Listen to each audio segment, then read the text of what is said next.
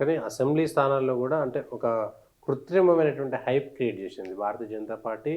Alternative అంటే 6 నెలల వరకు కూడా కాంగ్రెస్ పార్టీ ఎక్కడున్నది, బీజేపీ, టీఆర్ఎస్ నువ్వా నేను అన్నట్టున్నది. అసలు ఒక్కసారిగా పాలపొంగులాగా ఎందుకు పడిపోయింది బీజేపీ? ఇప్పుడు 2 జరిగినాయి. ఆ పరిణామాలన్నీ కూడా అందరికీ కూడా తెలుసు. ఒకటి నాయకత్వం మార్పులు చేర్పులు జరిగినాయి అనేది ఒక ఆలోచన. దాని తర్వాత వీళ్ళు గట్టిగానే ఉన్నారు కానీ మరి రేపు ఏమో ఇట్లా ఇట్లా మల్టిపుల్ రీజన్స్ ఉన్నాయి. ఇది అని కారణం ఖచ్చితంగా ఈ కారణంతోటే భారతీయ జనతా పార్టీకి తగ్గింది అనే ఆలోచన ఎక్కడ మనకు స్పష్టమైన ఆలోచన కనబడదు.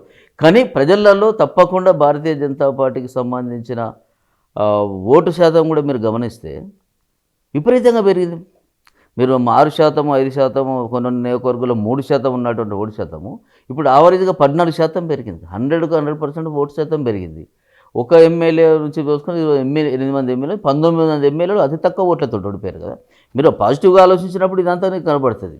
లేదు నెగటివ్గా ఆలోచించినప్పుడు ఉపయోగపడుతుంది. చెప్పుకోవడానికి అధికారంలోకి వస్తుంది భారతీయ జనతా పార్టీ అని ప్రచారం చేసుకున్నారు. ప్రచారం చేసుకున్నానే మాట తప్పు. ప్రతి పార్టీ ఏ రాజకీయ పార్టీ అని అధికారంలోకి రావాలనే కొట్లాడుతుంది.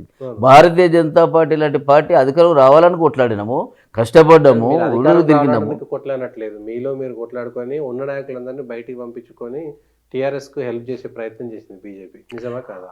భారతీయ జనతా పార్టీలో వచ్చిన వాళ్ళ నాయకులందరూ కానీ లేదా ఇలా పనిచేస్తున్న నాయకులు కానీ ఒకసారి నష్టం జరగచ్చు, కొంచెం లాభం. అది ఓర్చుకొని సిన్సియర్గా పనిచేసే వాళ్ళే భారతీయ జనతా పార్టీలో నిలదొక్కుంటారు.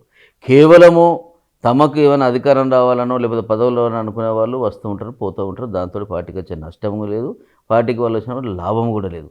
అట్లానే ఇప్పుడు కూడా ఉన్నారు. మరి ఉన్న బయట నుంచి వచ్చిన వాళ్ళు ఇప్పుడు కూడా ఉన్నారు కదా పార్టీలో. అది కాదు, పార్టీ సిద్ధాంతాన్ని అవకలింపు చేసుకొని భారతీయ జనతా పార్టీని అర్థం చేసుకున్న వాళ్ళు ఎవరు కూడా పోరు.